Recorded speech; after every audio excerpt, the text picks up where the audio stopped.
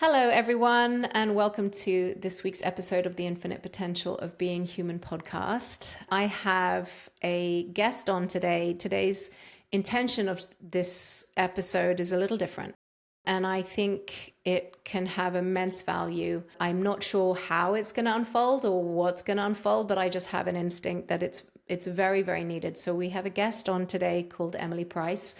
Is it still Price, or have you changed is that your maiden name? Yeah, we're gonna both change our names to Edwards Price. Oh, nice. Okay. So Emily is somebody that has been following me on and off on social media, but has also come through our Listening to Life program. So has been in a little bit of work with me, but we don't really have a relationship of knowing each other more than that, and a few interactions of conversations. The reason why I've invited Emily on is because Emily came into my DMs understandably very upset by what was going on in the world right now, and feeling well, you can tell us how you were feeling, but my experience of you was that you were very, very angry and frustrated that leaders like myself were not speaking more and using our platforms more to represent and try to change what was happening in the world. And so you and I ended up having a dialogue, an interaction in my DMs, and you very, very generously let whatever I had said to you in. And for a moment, it discharged the charge. It dissolved the charge. And we were able to really talk about what might be going on and what was coming up. And basically, long story short, it led to us being able to talk rather than fight and defend. And you came in with some very, very important questions, which I promised you that I would answer publicly. And this was months ago. And it has taken me months to work out the best way and the most effective way to answer those questions, which is why you're here. And I've invited you and very generously come. So without me talking anymore, Emily, why don't you introduce yourself to the listeners? Who are you? What do you do? Just a little bit about yourself. Where are you in the world? Okay, well, I'm Emily. Well, that's my name. And I came across your work through one of your coaches, Natasha, who she'd done Alchemy of Being, and we met this way. So that was a big pivotal shift for me in that time, in terms of where I was and how I was relating to my world. And in terms of my work and what I do, I teach yoga, and I'm running a sauna business, and I've been also working with my family for quite a long time, which has now ended, but running a family business, which was, as you can imagine, many, many entanglements. Yes. And probably one of the biggest kind of ways to turbocharge this work, I think, when you're working with people so close to you, affecting your conditioning in that sense. And this work really interests me and inspires me. And I think that was one of the really big reasons why, obviously, as a teacher who I looked up to and found that the work was incredibly valuable, there was a big trigger for me. And I'm going more into it, but yeah, I'm based in the UK. I'm in Devon in England, and this work really draws me. There's something that draws me from my heart really intensely, and I don't really know exactly what that is, but there's quite a lot of resistance at the same time as also. So I think I've covered who I am and sort of how I came across this work, and I don't want to waffle too much. No, it's really helpful because, of course, it allows everybody listening to get to feel you and get to know you a little bit more. And, you know, when we were preparing, or at least speaking about coming on here and having this conversation, you know, the agreement was it wasn't me dominating you or one person interviewing the other. I really want this to be a dialogue between two human beings, seeing from different perspectives and different contexts, and how can we communicate and deal with some really complex, difficult topics, so many layers of it, in a way that might be helpful for anybody listening, and maybe even for you and me as well, because, you know, it's not the first time that I've had people come into my DMs very, very reactive, particularly by what's going on in the world. But you are one of the few that were really willing to have a conversation rather than just a fight. And so it allowed something else to start coming through. So let's kind of begin. I haven't prepared too much deliberately, but I've seen this so many times now in our sessions, in my group coaching sessions. I've had so many people come in, and more today than ever, so activated and understandably activated by what's happening in the world, particularly with what's happening in Gaza, and just consumed with pain and challenge and anger and rage. And a lack of trust and betrayal, and getting really entangled in how to process that, how to trust anybody who is speaking to them in any role of authority, and how do we actually create something that might create some change. And so it's not the first time that this is, in fact, it's happening everywhere. And as a leader, or as someone that has some kind of power, meaning people are listening to what I have to say.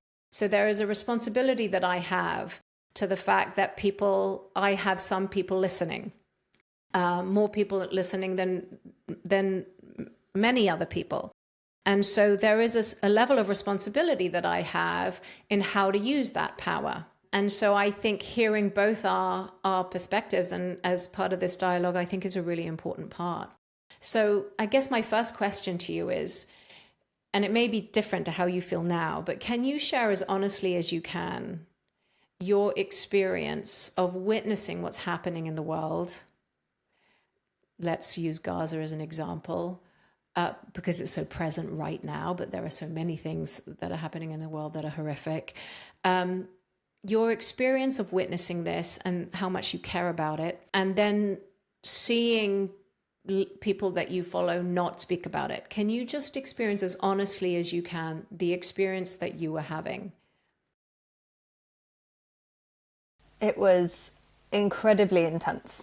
And I know that the saying is, if it's hysterical, it's historical. So it not is necessarily relating to what is exactly happening. But to see those images of people being killed and mutilated and in the midst of a genocide, live streamed on our phones, I don't know how you can not be impacted by that. Personally, it was, the sensation just entered into my body and awakened a rage that I have never really felt that intensely before. This, yes, powerlessness, but also this desire to do something, anything. And I've had that before in terms of relating to things like ecological collapse or destruction of nature. But when it came to this incredibly graphic images as by people that were experiencing this horrific treatment, and it, as you can see, I'm almost speechless. It's almost indescribable. And to see or to experience people who you may have looked up to in terms of helping you with your journey of understanding your emotions and creating some sort of change in your own personal life, especially in spirituality, this sort of spiritual industry as it is now, where we talk about oneness and compassion and transcending conditioning, and there's this bigger silence around collective crises, and that silence felt at odds with the teachings of interconnectedness, and I can understand that there might be fears of being misunderstood or alienating people, and you can never really know what someone else is thinking. You can only ever know what you are thinking, what they're thinking. But to me, that neutrality, or what I saw as neutrality or silence in the face of this, such brutal injustice, felt like complicity. And this worry that when spiritual work is packaged and co-opted by capitalism in certain ways, it can risk becoming a consumer product that just soothes us enough to keep us quiet and to maintain the status quo, rather than empowering this real change. And I think that's why I felt like screaming and that's how it was coming out in my messages and comments. It was just rage, really pure, unbridled, deep, fiery rage. Yes. And sadness, like deep, deep, deep sadness. Devastating sadness, heartbreak. Yeah. Hopelessness. Exactly. Yes. Thank you for sharing that so honestly. And I not only also identify so much, but I'm sure so many people listening will identify to exactly how you have just described your experience. And I can really only offer two contexts to speak from. Is one, what I'm trained and educated to speak on, which is what's happening, what's led by the human condition in giving our experience of the world. And then I can give you my personal experience as well. So, which I'd like to, firstly, on a human condition level, I read recently in some research on trauma that the most activating and devastating level of trauma for human beings is seeing the mutilation of human bodies, the physical mutilation. That the impact that has on our system, seeing it, experiencing it, is more traumatic to us than going through emotional abuse or physical abuse as children, or sexual abuse as children. It is the highest and most traumatic level of trauma. So your reaction, our reaction, I have felt the same, of seeing what we are seeing is not only understandable and appropriate, but it is traumatizing as we're seeing the trauma. So on just that level alone, it is already a lot for any human being, whether they've done a lot of work on themselves or not, to be able to even process what that does to the human mind and the nervous system and the survival mechanism, our inbuilt wired survival mechanism. It will activate mechanically and instantly our animalistic drive and need to survive. And like you said, I have to do something. So that in itself is already a big experience to grapple with just as one person. And we're seeing it every day because of social media, and because of, in one way, it's a pro that we have access to seeing what's happening in the world where it was even more hidden before. We're now seeing it when we wake up in the morning. And it would be irresponsible to not really look at and own what that even does to our system, and then how do we think and behave from there. Now, in a more complex way, what that also does to our system, and it's mechanical. Doesn't matter how much work you do. Like, one of the things that I say to my students is, we can't be responsible for what other people do. We can't be responsible for getting activated by what other people do, because the activation is mechanical. But we can be responsible for our relationship to the activation. So the activation of seeing something like that, other than just the basic animalistic nature of survival, is that it will automatically activate everything in our mind that looks or feels remotely similar to our own past trauma. And it will be instant, like that. So as well as being flooded by just how traumatic it is to see such suffering, we're at the same time being flooded by what's been unresolved, or not even unresolved, what we thought we'd resolved, what's in the memory bank of the past. I remember when I first started becoming conscious about child trafficking and human trafficking.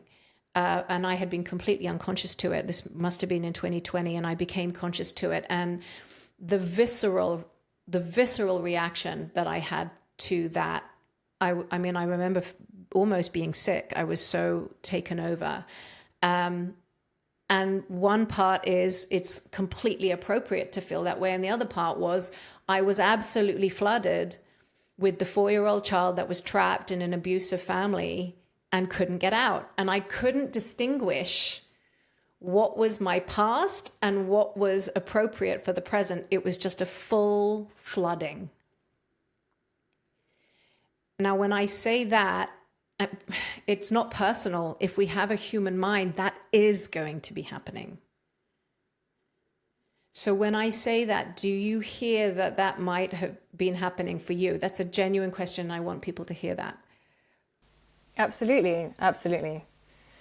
And I can quite easily see it. And at first I couldn't see it, but I've been reflecting on it a lot since, what is it, nearly, it's 22 months of genocide now. Yes. And when it first kicked off, I was like, why are these people not saying anything? And maybe that was also a reflection of when I was a kid, being like, why, watching documentaries about nature destruction and being like, why are my parents not doing anything? Why are we just acting like everything is normal when it's not? Yes, and even maybe why is nobody doing anything to protect you as a child from anything that might be feeling unsafe for you as a child? Why is nobody speaking out? Why is nobody protecting me? What, those are just deeply ingrained, innate human needs. And those will be automatically activated. Now imagine this, that's you and me and 8 billion people. Yeah. All at the same time. When COVID happened, it was the first time where the collective was experiencing a similar or same trauma at the same time. There's only a few times in history that that's taken place, and usually it's a world war. And so when everybody is experiencing something traumatic at the same time, and what that does to our systems and activates our own trauma, the way that people then react and behave from there can be very different. Now, there are so many things that you covered in your initial share. So that was just the first piece, what's actually happening in the body-mind system. Now, whether you have 20 followers or 40,000 followers, we're both human beings. So we're both experiencing the same thing. I myself was also flooded with, I can't, the only thing that I feel when I see it is just devastating rage. Like I literally want to hurt someone. I feel so enraged and hopeless. And then of course, as a mother, I feel the same thing. And so when that happens, and I'm even conscious of what's happening in my system, I feel a responsibility to not act from that reactive place. So my first instinct is I cannot act from here. Because if I do, I'm just repeating the same problem as what's causing this freaking problem. Mm. And so when I'm seeing it every day, it's like, oh man, okay, now this is just me. I cannot speak for everyone else who has platforms. How do I process this so that I can be effective?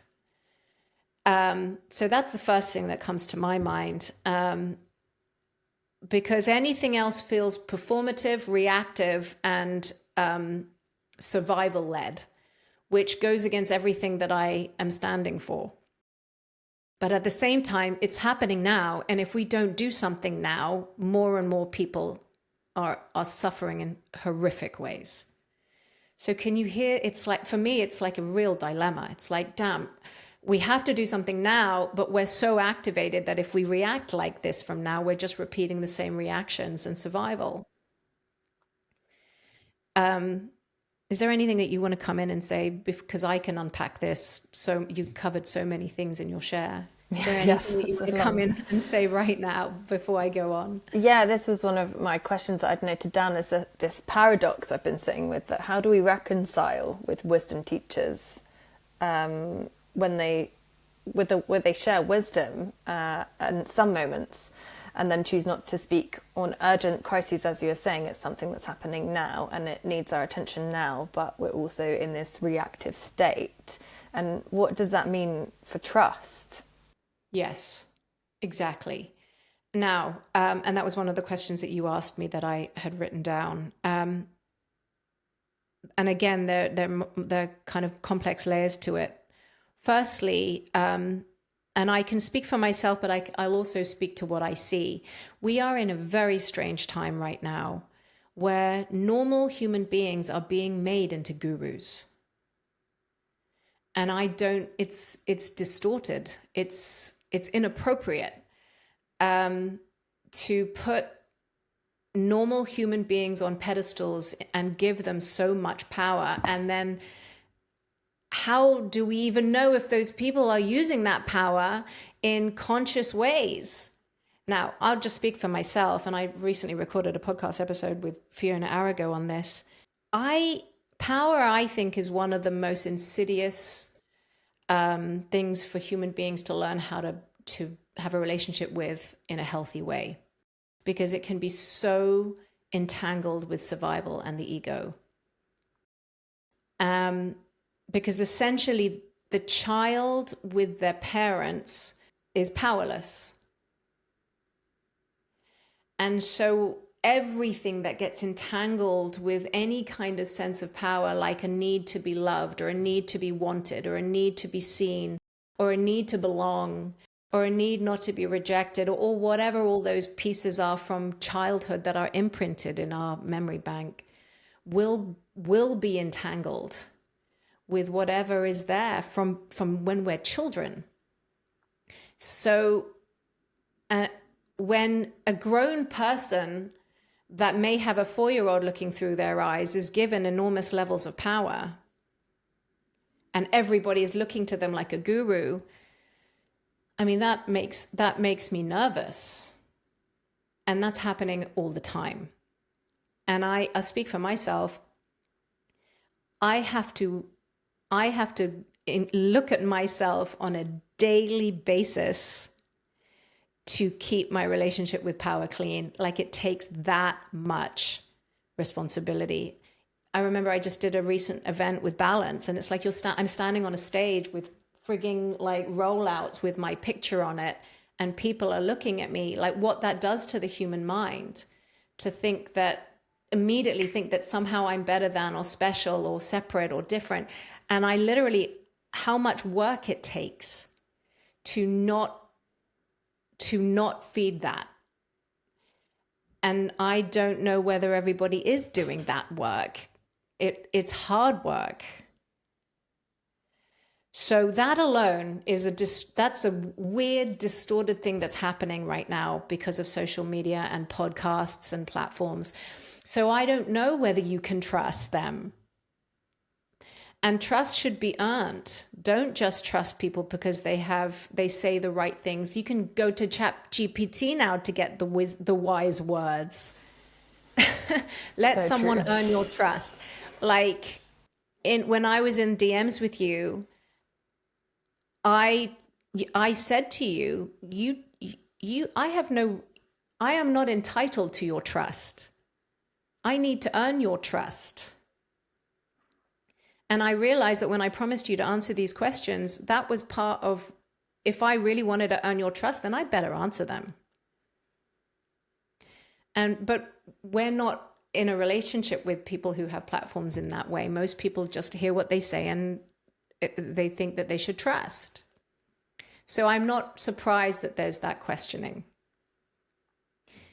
Is there anything you want to say about that? No, I think that that's actually really clear, and it's also important to recognise that sometimes perhaps it feels as if maybe maybe some people don't feel the need to earn people's trust. Maybe they just feel that they should believe what they say, and that's that. Especially if they make money out of it. Yeah. And that's what's so distorted. Like, that's why I wanted to do this podcast, because there are so many complex layers of human behavior and survival that are getting entangled right now, which is why we're finding ourselves in such a mess. And what's happening in the collective world is a mirror to what's been happening individually inside our own individual minds. Unfortunately, the mess that we see, the horrific mess that we see, is a consequence of survival behavior. 8 billion individuals not being responsible for having 4-year-olds looking through their eyes and acting like 4-year-olds in grown bodies.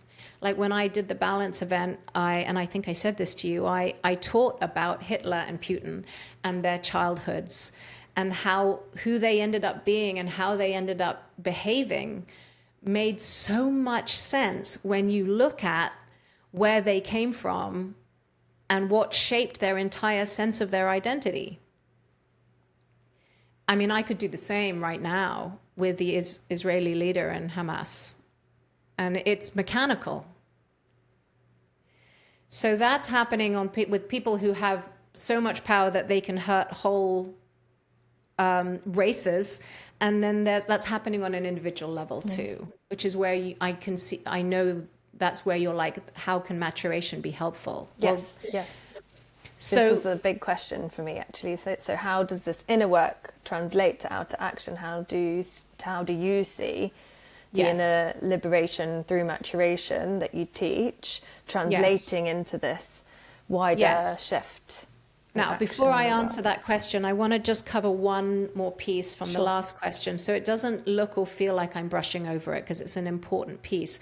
Why, and I can only speak for myself, why would I use my platform for anything other than just speaking about Gaza? I'm going to use that as an example because it's the most present thing right now, or for things that are happening on a collective level. It's a really, really good question. And when I really ask myself it, there are multiple things that come up.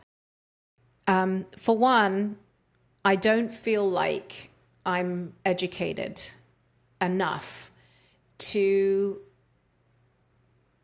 use it for that purpose all the time. And the only reason why I say that is I remember during COVID, when I started speaking out about what I was seeing, and a lot of people were listening to me. And then I discovered that some of the information that I had been spreading had been false. And it was so confronting to realize that we're now in a place in this world where really the war that's taking place is the war of the mind. The information that's being put out there, how do we know what's real and what isn't? And I was so mortified that I had been spreading misinformation, thinking it was information. And so from then onwards, I have had to become much more responsible on what I feel not only educated in, but would be in integrity to use my platform to share. And until I know for sure, I've found certain people recently that I just trust, like Miss Anne. And I will share that information. But it is a tricky piece of how much misinformation versus true information is actually being put out there right now. The other thing that I wanted to cover is I have often wondered how effective Instagram actually is for creating real change. I saw things during COVID, friends of mine who have massive platforms, just reacting and then speaking and reacting and speaking, and the impact that that had on hundreds and thousands of people. And it wasn't creating any change. In fact, it was making things worse. So I have thought, how can I actually do something that's effective? And so now I come into your question. Body-mind maturation, why it can be effective is that we're working on a species level rather than at an individual level, meaning we're looking from a context, an ontological context of what's running us as a species. And if you're human, it relates to you. So when I'm working with anybody, we're working on a species level, meaning what's driving you in your individual marriage is the same. What I taught when I was leading balance is Hitler and I are the same, which I know is a kind of a shocking thing to say, but really we're run by the same system. And even though he went and behaved in ways that I could never consider, the exact same mechanism, survival mechanism, runs us both. So when I think about how can I create effective change, I guess I think the most effective way that I can help is to try to get to the root of who human beings are actually being. And I thought I do think that that's effective, but I'm only one person. So I guess that's why I started the Alchemy of Being, so I can train more people who can then take this to more people, who can take this to more people. But at the same time, I'm now wondering, is that it doesn't seem like it's enough. We need to do both. You know, when I got into this to help people. I did not get into this to be a political activist. But we now find ourselves on the planet when we don't trust any of the leaders on this planet. In fact, the leaders are really, really messing things up. So we're looking to each other to be the leaders. And it's really inviting us to step up. So ask me more questions if I haven't answered things. No, that thing leads actually quite nicely into how I was questioning this. If the leaders are not stepping up and making the changes and being in integrity with what they say they're going to do, and, you know, political leaders say what sounds great and then do whatever it is that the people that donate to them want them to do. And so how do you see this inner liberation work of on this individual level rippling out and translating into action in the world? Because as you say, it feels as though we are being called to step up and to take responsibility, because the change is not coming from the top. No. And it feels as though it has to come from us. Yes. And previously that felt like, oh no, terrifying, I can't, oh no, there's no way. And I don't know what's happened, or whether this has instigated, just lit a fire under my bum. Appropriately. Yeah. And just been like this, I can't, I Jesus flipped tables. Yes. And this. How do we turn it into real action? Yeah, exactly. Okay. Well, it's exactly the question I asked myself at the beginning of this year. I suddenly realized that, actually it was last year. And one of the reasons why Nick and I, who's my partner, have created the Emanate process, because what we started to see is that all these people were having these internal shifts, but they were not becoming responsible for their 3D world. Meaning, what's the point of spiritual enlightenment or higher levels of consciousness if you're not going to then go and put it into action and make a better world? And that's can't just be one person. We have to somehow hit critical mass where we're being responsible for our internal worlds that are generating our external worlds, and then so being responsible for the external world as well. And so that has been my main focus all of this year, and in everything that I teach now. It's like, if you're going to have an internal shift, how are you going to then take that and make that into real 3D materialized results and change? And more and more people, instead of looking and putting leaders on a pedestal, we now all need to help each other become the leaders. And it begins with your one life, and then being responsible for your one world, and those who are wanting to be responsible for the world. On an ontological level, there is no separation between external and internal. That's an ontological blind spot. We think that the world is already out there and we just happen to wake up into it and have to deal with it. But that is actually inaccurate. Scientifically, that's inaccurate. The only world that there is the one that appears to us, given by the perception of the observer. If there were no human beings, there would be no world. So whatever we are seeing in the world is a mirror and a reflection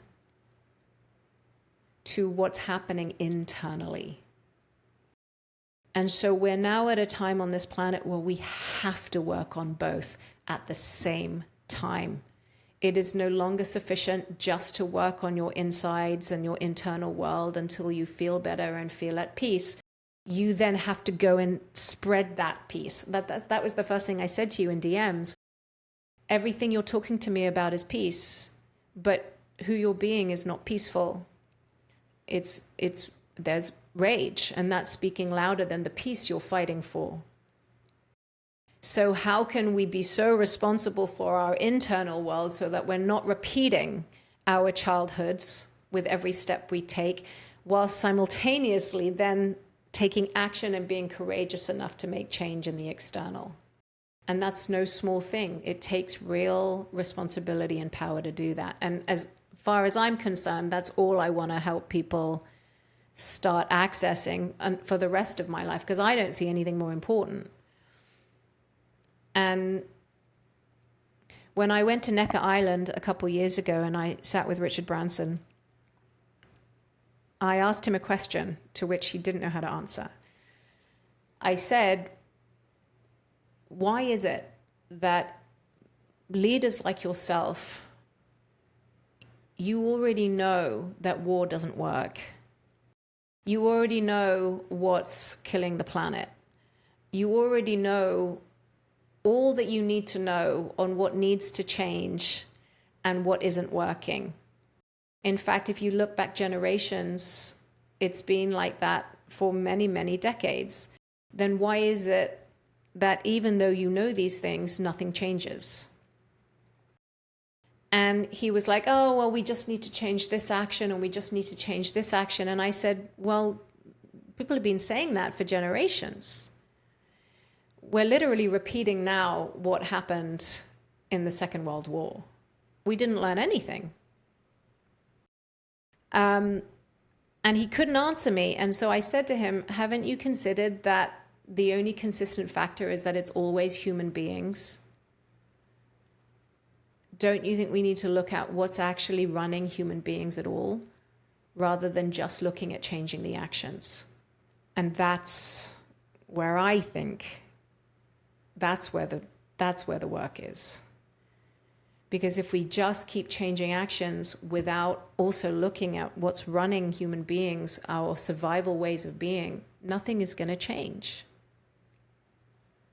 When I watch one leader with 200,000 followers screaming and shouting and using their platform, look at this, look at da da da da da, but everything about them is survival, I don't see effective change. I just see a lot of noise. What's there for you as you hear that? I genuinely want to hear how that lands for you. I just wanted to take a moment to really hear it. And yeah, I think sometimes when listening to the the only world that you get is the one that you perceive as your outlook, so your reality. And yet you could ignore those things and you could have a lovely life. You could just bypass it. And I feel like that is what's happening a lot in the spiritual industry. I'm not saying that that's what's happening in your world, but it seems to be very much just like, oh no, Every. bad vibes, low vibes. And Ugh. it's like, it's real. It's here. Yeah. And sometimes with the language that is used in body mind maturation, it's like your reality, and it was a little bit confronting and can feel like triggering. gaslighting. Yes, that's exactly what it was exactly what I wanted to say. Yes, and that isn't what I'm saying, but thank you for bringing that up, because I can hear how it can feel like gaslighting. No, what I'm saying is much, much harder than that, meaning every aspect of 3D reality is a mirror to where you're looking from, which is far worse. That's incredibly confronting. When we're looking at what's happening collectively, how horrific is it to look at what's happening collectively and to feel responsible for it? Meaning we are generating this on a collective level. And so how, in fact, instead of bypassing, I'm saying how we need to be more responsible than ever before. But it begins with your own individual world, meaning when you came into my DMs, I appeared to you in a particular way, activating even deeper a particular reaction. And it took a lot of courage for you to let yourself have a conversation with me to even see something. And I remember the moment you saw it, that you were activated by your past, and it just kind of dissolved the charge, and then we could talk. That was just like a few moments of self-responsibility. And also not just for you, the level of work that I've had to do to be able to speak to you with that kind of compassion, rather than get the hell out of my DMs and blah, blah, blah, blah, and I have a right to be here or whatever. That in itself is the beginnings of how much responsibility we need to be taking.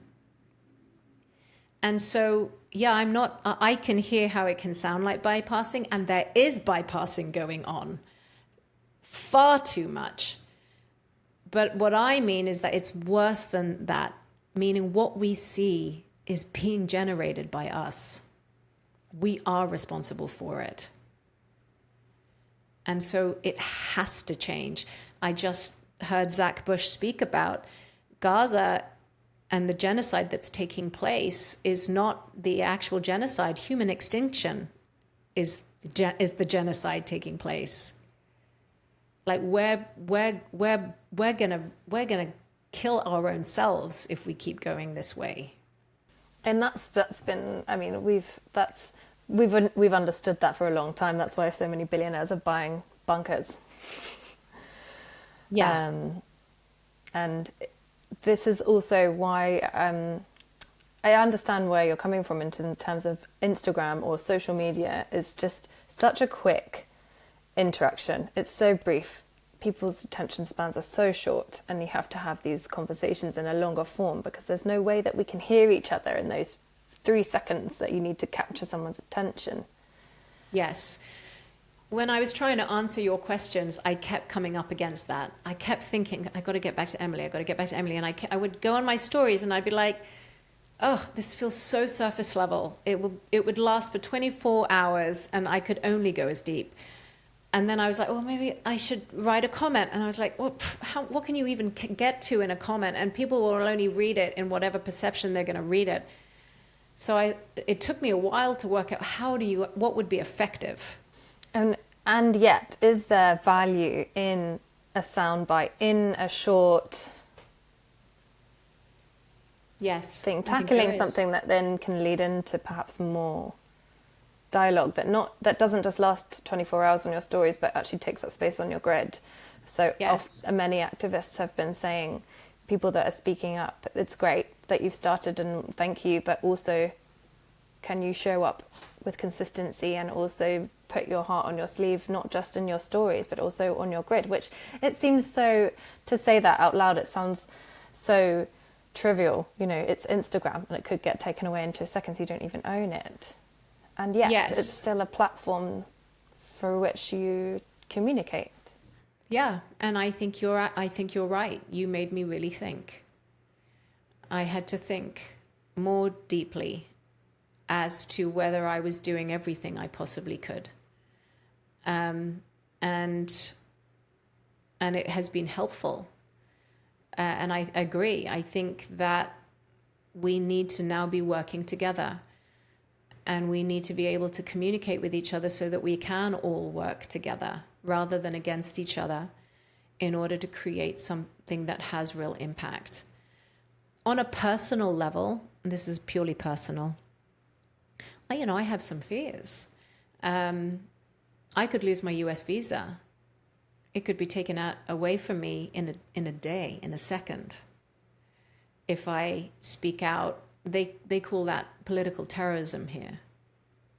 Or I could lose my New Zealand visa and not be able to see my children. So there are personal fears for me.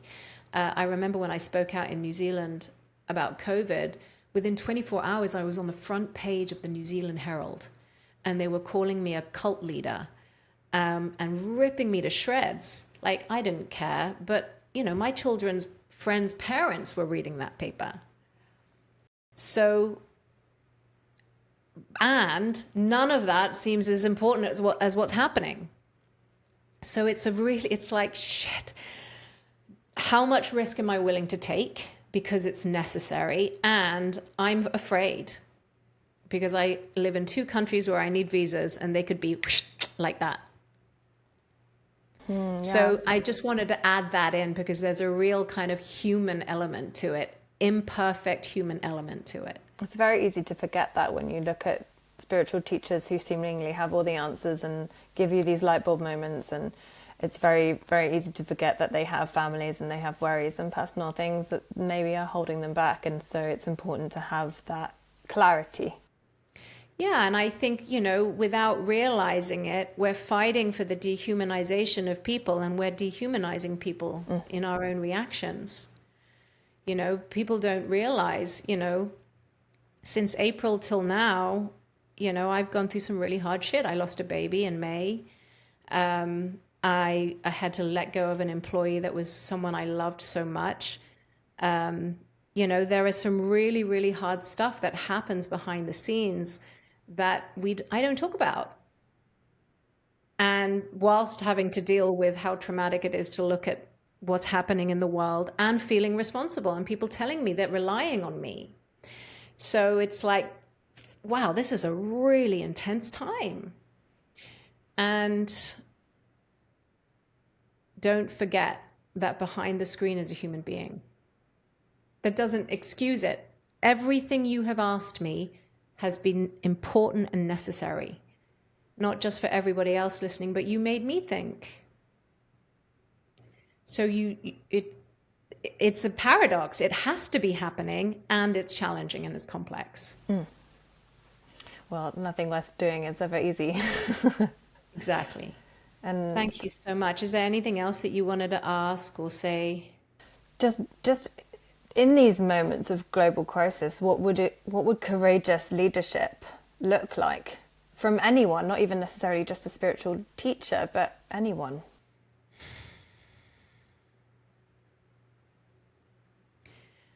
I mean, it's such a big question.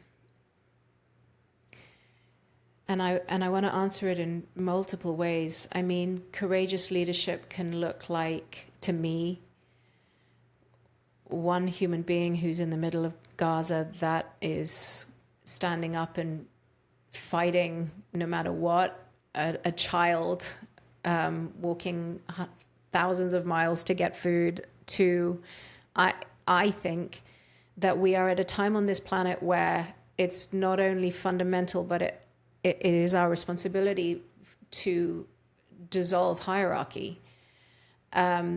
That we need to be dissolving these old structures, that there is hierarchical roles, and that we all start working together in a network. Because I think that is going to create far more power than a handful of leaders and followers. And